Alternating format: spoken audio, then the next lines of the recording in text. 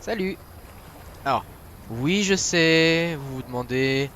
Non mais c'est quoi ces conneries? D'abord un chat, ensuite un dragon, et maintenant Gandalf. Oui, oui, Gandalf, parce que qui n'aime pas le Seigneur des Anneaux de nos jours? Moi, je préfère le Hobbit. Comme ça, c'est fait. Bon, revenons à la partie croustillante. Alors, la dernière émission date un peu, je vous l'accorde. Mais vous connaissez tous les problèmes sanitaires, le Covid, les restrictions, bla bla bla. Nous avons eu du mal à trouver des gens, mais nous avons quand même réussi à trouver quelqu'un. Enfin, il faut bien parce que sinon je pourrais déjà vous dire au revoir.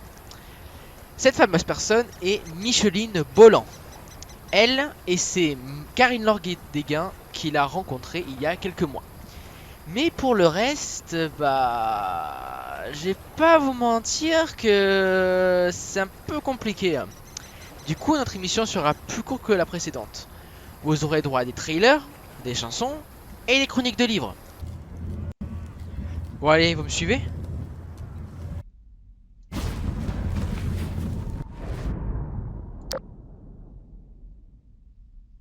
Et merde.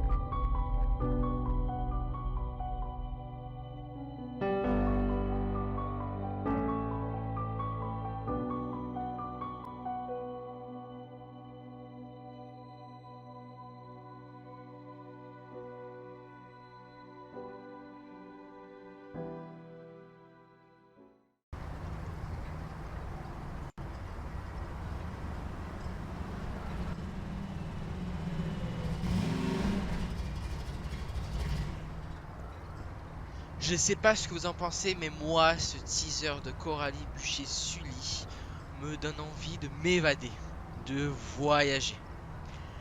Maintenant, Micheline Bolland, une auteure incontournable, une nouvelliste qui aime jouer avec la psychologie des héros, le ressenti des lecteurs, avec des textes souvent sombres et grinçants, à la chute surprenante. Karine Laure a cherché à tout savoir. Et vous la connaissez, elle n'y est pas allée par quatre chemins. Bonjour Micheline Bolland, Bonjour Karine Laure. et merci de m'accueillir chez toi à Similin-Charleroi. Oui, oui. On dit tout de suite Similin-Charleroi. Donc voilà, on respecte plus ou moins la distance, mais de toute façon, je suis testée, je suis négative. Donc je ne mets pas la vie de Micheline en danger. Tout va bien pour aujourd'hui. Alors Micheline, Zone d'ombre, c'est un recueil de nouvelles. Oui. C'est ton 56e recueil de nouvelles chez Chloé Delis. Oh, j'en ai déjà quelques-uns parce que Oui. j'avais fait d'abord, j'ai fait un livre de PNL, donc ça ne compte pas comme recueil de nouvelles. C'est quand même Et- un livre. Oui, et puis j'avais des recueils de contes ici, donc ce sont des nouvelles, dont certaines sont historiques. Oui, j'ai vu ça parce qu'il y a eu des articles presse Oui, Je les ai lus attentivement et j'ai vu des nouvelles historiques. oui, oui. Et qu'est-ce que tu appelles une nouvelle historique? Mais par exemple, il y a une nouvelle où je parle du roi Soleil, le roi Louis XIV, qui, quand c'était le jeudi saint, lavait les pieds d'enfants démunis, mais ils étaient triés sur le volet, évidemment. Le roi Louis XIV. Louis hein, le roi XIV, du oui, soleil. oui, oui. Et il y a un enfant qui, évidemment, découvre un univers magique quand il va chez Louis XIV, parce que c'était tous des enfants pauvres qui pouvaient être choisis. Donc Micheline, parle-moi un peu de cette nouvelle historique Oui, où tu racontes que le roi Louis XIV lavait les pieds des enfants. oui. Bon, donc tous les enfants étaient alignés, c'était des enfants qui avaient été sélectionnés, qui avaient été vus par le médecin du roi, parce qu'il fallait s'assurer évidemment qu'ils n'avaient pas de problème de santé vraiment Mhm. qui pouvait poser problème au roi. Et puis le roi leur lavait les pieds, évidemment, ça allait très vite, tout était vraiment bien préparé. Et il y avait un jour particulier ou... Ah oui, c'était le jeudi saint. Le jeudi Le saint. jeudi saint, comme le pape fait encore ça maintenant. Oui, c'est ça, oui. Mais là, c'était le roi Soleil, donc le gamin était allé chez le roi, il avait été ébloui et on leur avait servi un petit repas, mais une soupe évidemment, qui était autrement meilleure que chez lui. Il y avait beaucoup d'enfants qui étaient invités ou... Je suppose que c'était comme les apôtres, qui devaient être une douzaine. Hein. Ah ouais. Oui, oui, oui, oui. Mais ça va tellement vite, que le gamin, il n'a que le souvenir de la majesté de l'endroit et tout. Et puis en faisant le trajet pour aller chez le roi, il était dû partir assez tôt, on était venu le chercher, mais il s'est endormi. Ah, oui. Mais le pauvre gamin, il est mort pendant la famine, une famine qui a suivi. Donc Micheline, il n'y a pas que des nouvelles historiques. Non, non, il y avait aussi une nouvelle historique, ça concerne mon grand-père. Non, il y a un peu de tous les genres, il y a du fantastique. Il y a du Il fantastique. y a une nouvelle fantastique, c'est-à-dire que c'est une dame qui voit dans une galerie d'art un homme qui a une statue d'un homme. Et, bon, elle est éblouie par ça. Et finalement, il hante ses rêves, elle le voit même chez elle, derrière les tentures, oui. Finalement, elle voit un individu qui meurt dans un accident, c'est lui, quoi. Mais elle ne l'a jamais vraiment côtoyé, c'est un fantasme. Oui. Belle imagination. Toutes ces nouvelles, comment je vais dire, tu participes à des ateliers d'écriture, donc parfois ce sont des nouvelles qui viennent d'un atelier d'écriture. Oui, oui. Par exemple, j'ai écrit L'Assiette, mais c'est un atelier d'écriture de 3 jours complets. Donc, il fallait d'abord imaginer un cadre. Et moi, j'avais choisi le château de Chambord. Il fallait imaginer... Que tu avais déjà visité. Oui, que je connaissais bien. Et puis, il fallait imaginer un personnage. Donc, moi, j'avais imaginé une femme qui vivait une séparation. Et comme ça, l'animatrice avait injecté l'une ou l'autre chose dans la nouvelle. Et au bout des 3 jours, j'ai eu la nouvelle. Micheline, Zone d'ombre, ton dernier recueil, est-ce que tu as une nouvelle préférée? Mais il y en a une que j'aime bien parce que je parle d'un chien. C'est un atelier d'écriture, il fallait prendre un personnage. Et j'ai choisi un chien. Et il fallait que le personnage ait des qualités ou des traits de caractère qui correspondaient à son prénom. Et alors? Donc, j'avais choisi Victor. Il avait plein de qualités, ce chien-là. Et il va trouver une amoureuse pour son maître. Il va utiliser toutes sortes de subterfuges. Il va se glisser en dessous d'une clôture. Il va faire semblant d'être blessé. Oui, il comprenait beaucoup de choses, Victor. Il aboyait ou il n'aboyait pas? Ça, j'ai pas tellement parlé, mais il prenait des millions où il faisait comprendre qu'il n'était pas bien ou qu'il était content, oui, comme peuvent faire les chiens. Oui. Il y a plusieurs nouvelles qui ont reçu des prix dans ce recueil Zone d'ombre. Oui, il y a notamment celle où je parle du roi Louis XIV, oui. à tourner la page. Puis il y a celle avec... je dois regarder les titres parce que... il y a celle avec l'assiette. qui a reçu un prix en France. Ça devait être... Micheline, il y a une nouvelle qui s'appelle La Petite Main. Tu nous en Oui. parles? Mais en fait, c'est une nouvelle avec laquelle j'ai eu le prix des éditions Le Roseau Vert au prix de l'eau noire à Couvain en 2009. En fait, c'est quelqu'un qui va sur une brocante et qui achète des coquetiers parce qu'elle collectionne les coquetiers. Dans un coquetier, il y a une petite main. Bon. Et puis, sur cette brocante, elle se souvient qu'elle a vu une statue de Saint Joseph et il manquait une main. Donc, elle va racheter. Elle a la main et la main l'a déposée chez elle. C'était la belle saison. Et la main, mystérieusement, arrive à nettoyer cette vitre. Ah, ça, c'est bien, ça. Oui. Donc, elle dit, moi, j'ai vu la statue de Saint-Joseph complète, il va encore travailler plus que si c'est uniquement sa petite main. Donc, elle retourne sur la brocante, elle achète la statue. Mais là, rien de plus ne se passe.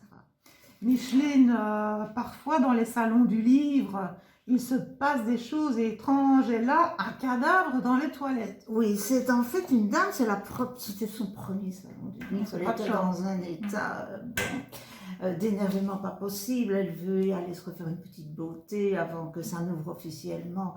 Elle va aux toilettes. Elle ouvre la porte d'une des toilettes. Et là, elle trouve un cadavre. Mais heureusement, on sait qu'il... Un homme ou une femme? Mais c'est une femme. C'est une femme. Mais heureusement... Avec un stylo ou sans stylo? Ah, ça, je ne dis pas.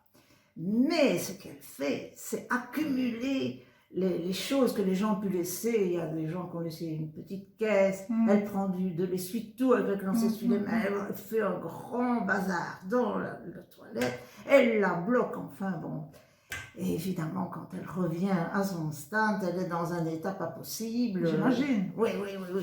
Et il y a une des premières dames visiteuses qui arrive, Madame Fouine, où sont les toilettes? Mon Dieu.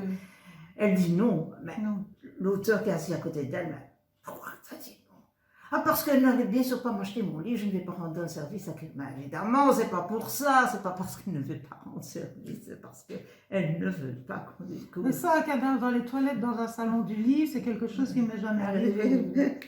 Micheline, est-ce que tu as un autre recueil de nouvelles en préparation? Oui, j'ai toujours des recueils de nouvelles en préparation parce que quand j'ai une idée, j'écris. Tu écris tous les jours, en fait? Oui, j'écris quasiment tous les jours, oui. Mais j'écris aussi beaucoup de haïkus.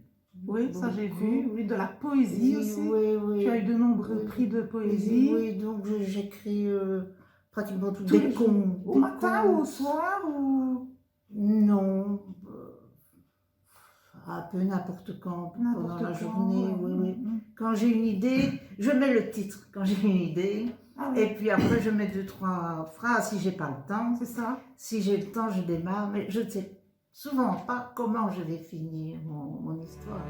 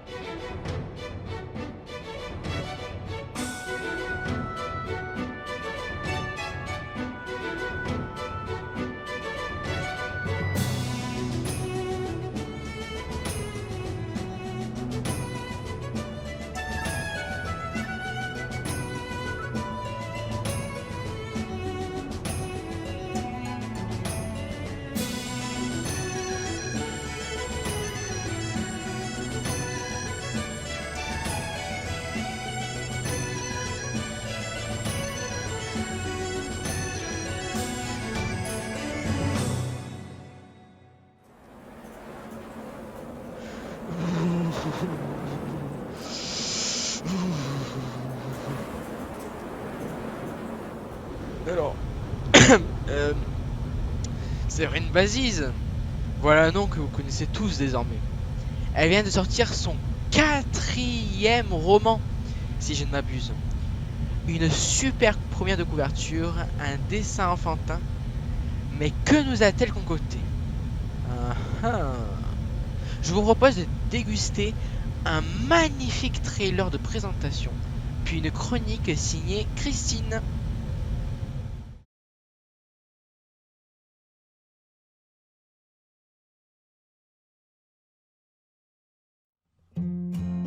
Fleur est une petite fille rêveuse. Elle aime regarder le ciel et s'imaginer l'impossible.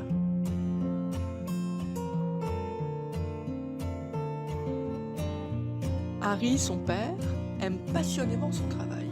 Il est fleuriste. Tous les deux ne font qu'un, même face à l'adversité et les fins de mois difficiles, y compris le jour où ils apprendront l'incroyable nouvelle. Fleur a un don. Elle voit le monde comme personne. Le lointain, le minuscule, l'invisible. Un don qui va bouleverser son existence et celle des gens qui l'entourent.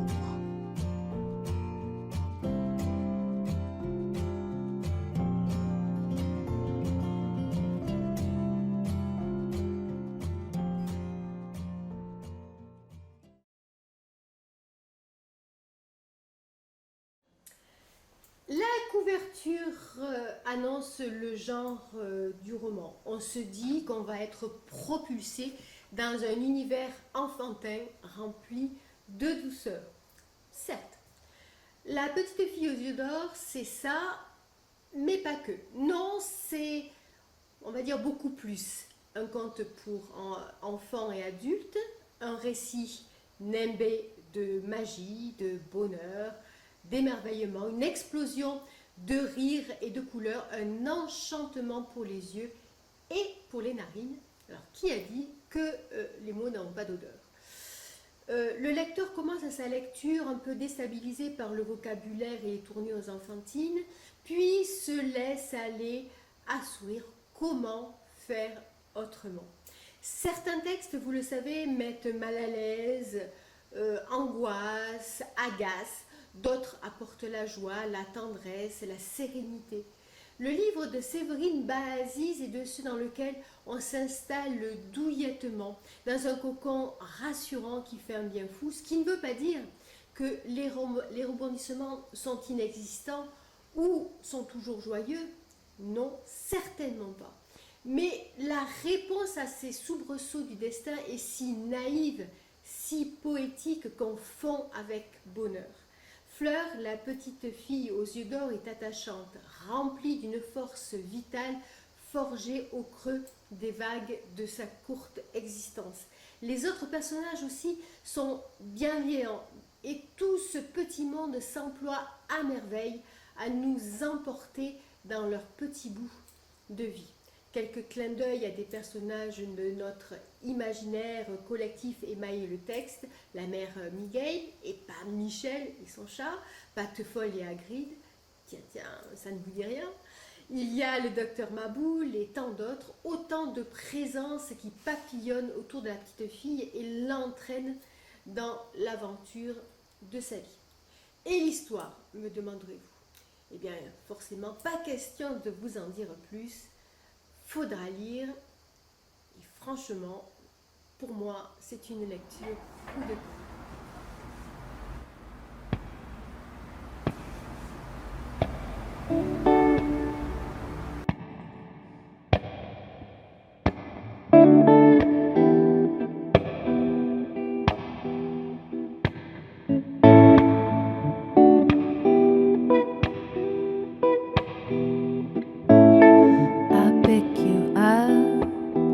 You don't seem to stand on your own feet on the ground.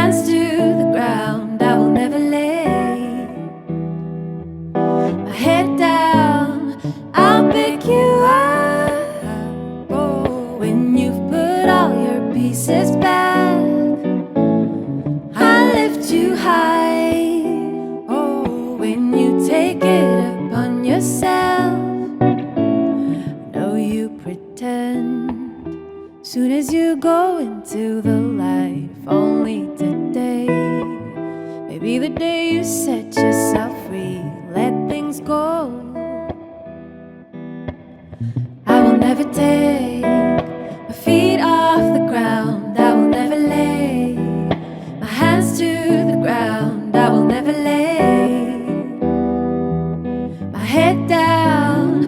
I'll pick you up, oh, when you've put all your pieces back. I'll lift you high, oh, when you take it upon yourself.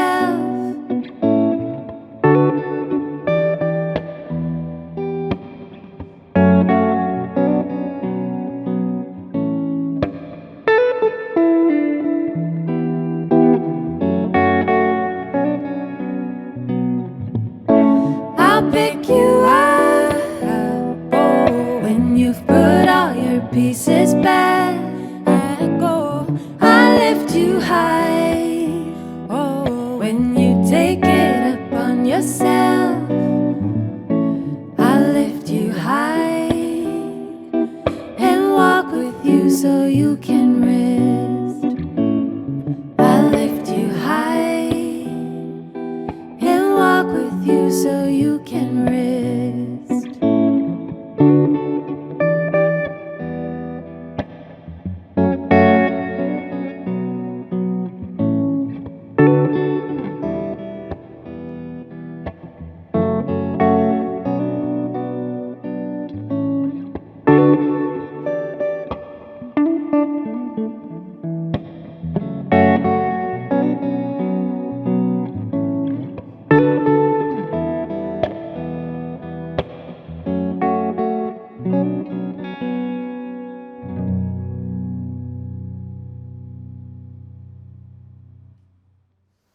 Argan, drôle de titre, non?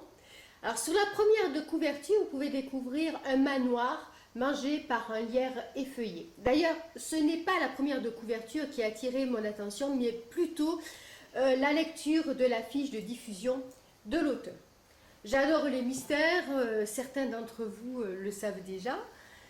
Ce livre, en fait, est une sorte de voyage géographique d'abord, mais également un voyage au cœur de l'âme humaine. On oscillait très vite entre réalité et fantastique. À quoi ou à qui les héros enquêteurs, un avocat et un psy, entre autres, sont-ils confrontés dans la propriété abandonnée, enfin, on va dire normalement, de la prima donna Martha de Hauteville. Certaines péripéties semblent réelles, normales, mais d'autres pourraient bien relever des élucubrations d'un dément. Le lecteur tangue en permanence entre deux mondes, il y a les faits et il y a le reste. Mais comment expliquer les indices matériels si rien n'est vrai? Question qu'on se pose à toutes les pages, et je dois dire que la fin ajoute de l'huile sur le feu. Gérard Le Goff se joue réellement du lecteur comme de ses personnages avec maestria.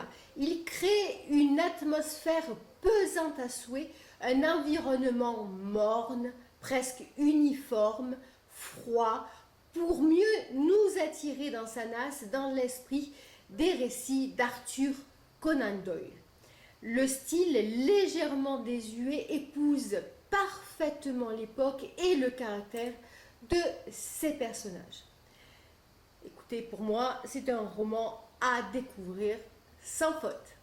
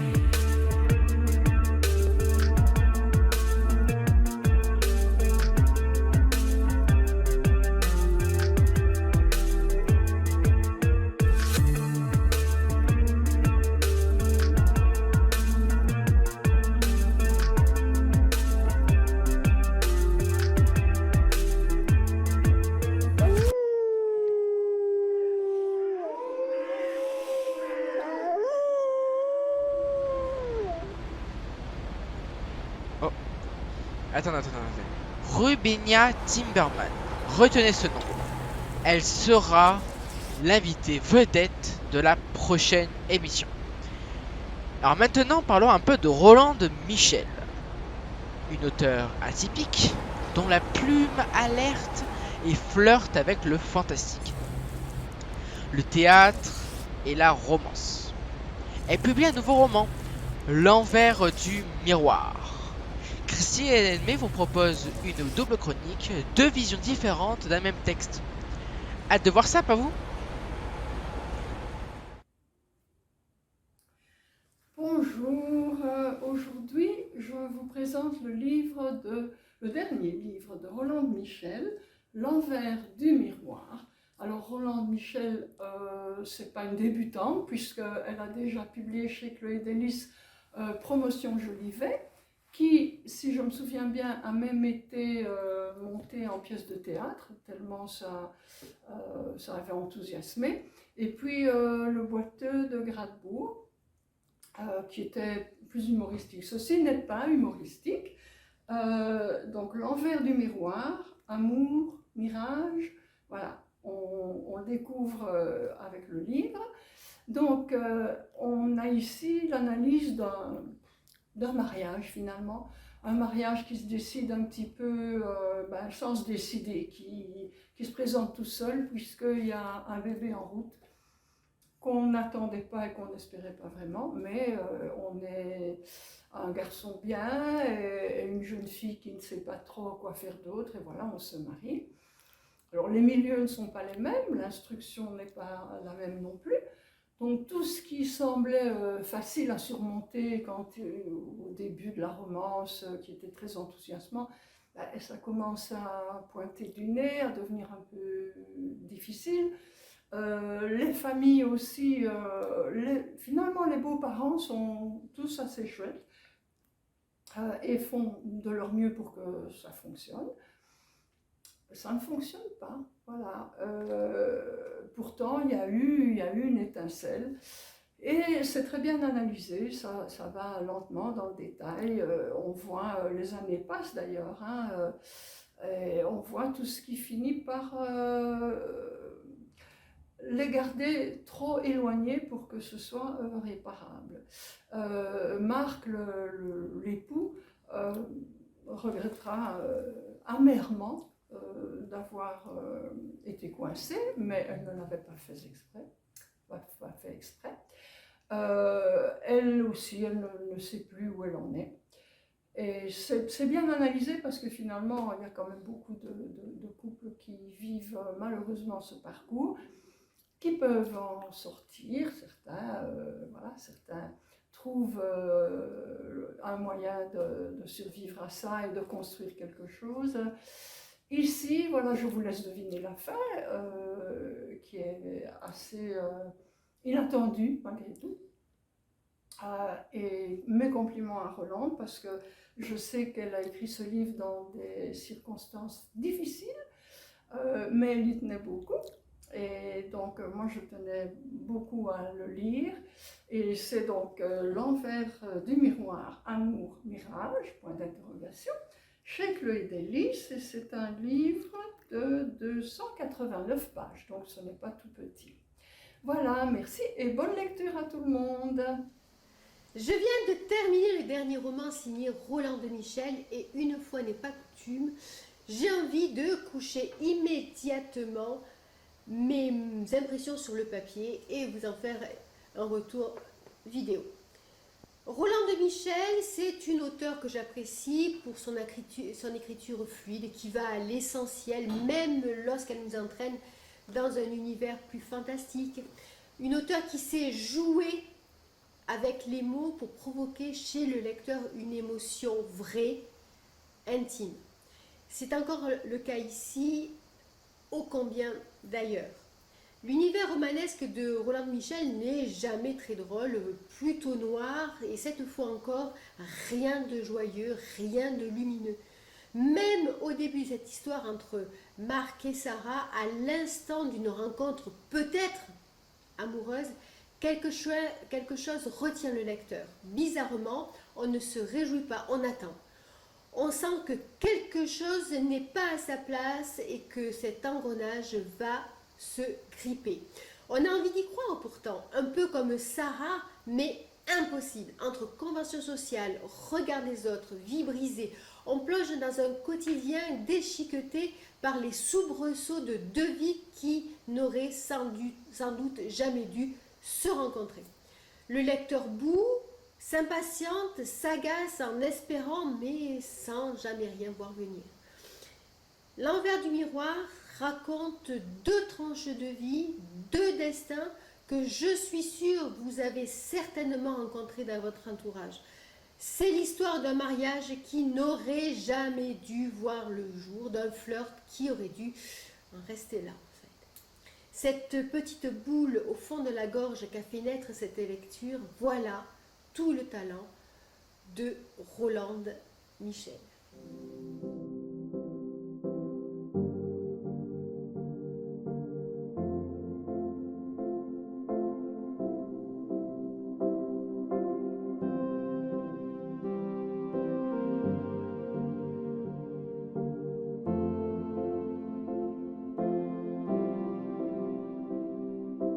Looking for comfort in the arms of the sound,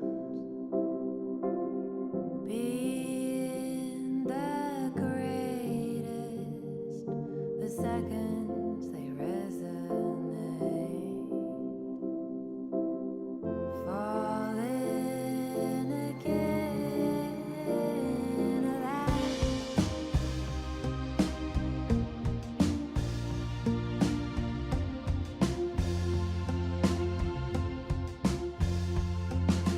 Living for strangers, lifted high by the numbers provided, upholding your appearance, falling so low it took a bad turn and left you hanging in a void of solitude.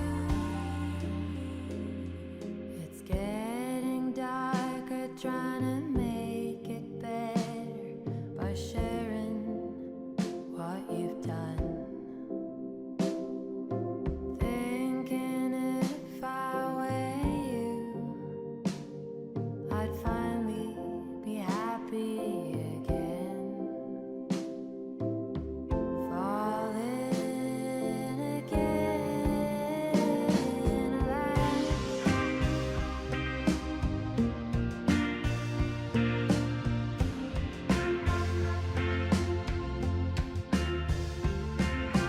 Living for strangers, lifted high by the numbers provided by strangers, falling so low it took a bad turn. It's always been a gamble in this world of fiction. Selfishness took over you. In a world of fiction, sadness so real.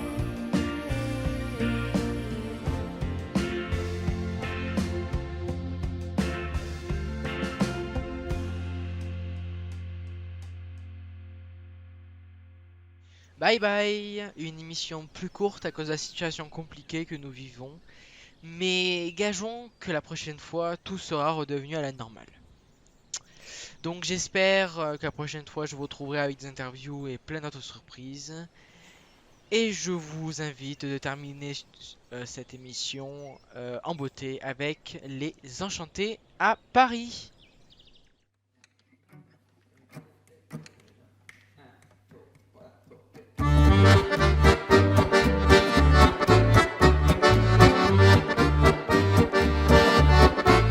À 18 ans, j'ai quitté ma province. J'ai décidé à empoigner la vie. Le cœur léger et le bagage mince. J'étais certain de conquérir Paris. Chez le tailleur le plus chic, j'ai fait faire ce complet bleu qui était du dernier cri. les chansons et les orchestrations ont eu raison de mes économies. Je me voyais déjà en haut de l'affiche, en 10 fois plus gros que n'importe qui, mon nom s'étalait. Je me voyais déjà adulé et riche, signant mes photos aux admirateurs qui se bousculaient. J'étais le plus grand des grands fantaisistes, faisant un succès si fort que les gens m'acclamaient debout. Je me voyais déjà cherchant dans ma liste celle qui le soir pourrait par faveur se prendre à mon cou. Les traits ont vieilli bien sûr sous mon maquillage, mais la voix est là, le geste est précis, j'ai du ressort. Mon corps s'est aigri un peu en prenant de l'âge, mais j'ai des idées, je connais mon métier, j'y crois encore.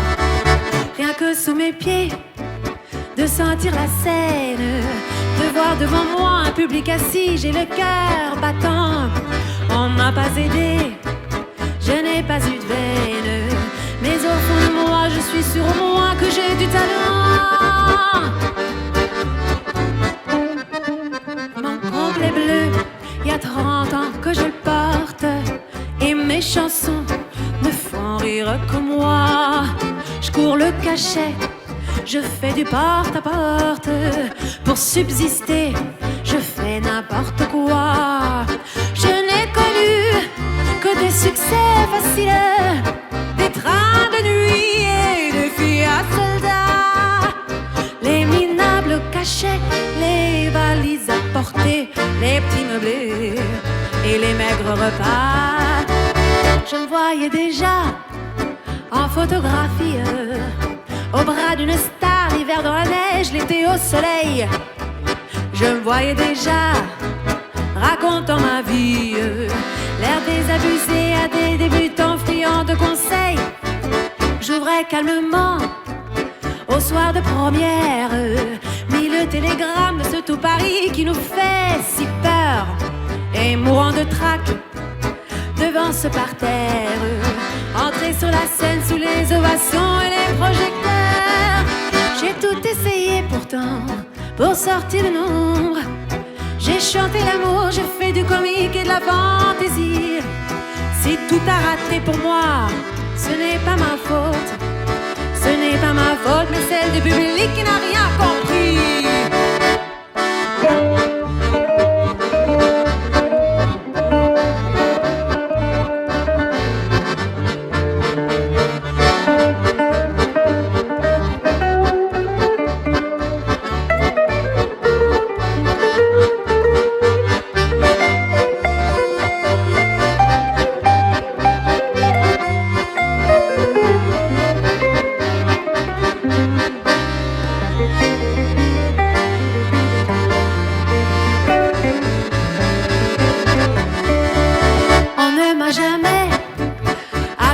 Chance, dont trop réussi avec peu de voix et beaucoup d'argent. Moi j'ai d'être trop pur ou trop en avance, mais un jour viendra, je leur montrerai que j'ai du talent.